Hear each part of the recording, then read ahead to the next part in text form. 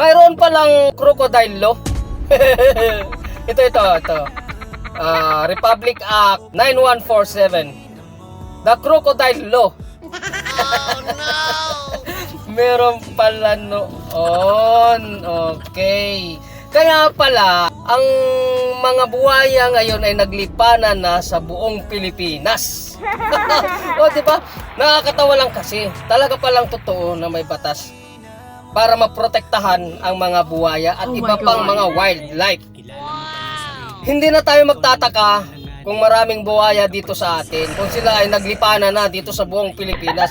Dati ang mga buhaya kasi matatagpuan lang yan sa mga ilog o sa mga dagat na kadugtong ay ilog o ilog na patungo sa dagat, yung naghahalo ang tubig tabang at tubig alat.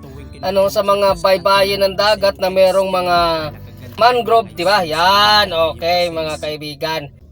Noong taong 2001, naramdaman ng mga kongresista na maubos na ang pamilya. Nanganganib na maubos dahil sa hindi mapigilan na paghuli ng mga tao sa mga buhaya.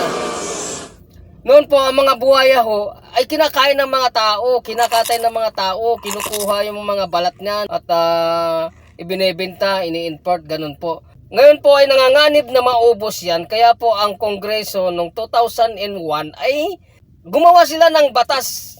Ito nga yung tinatawag na crocodile law. Hindi lang po isa yung author nito.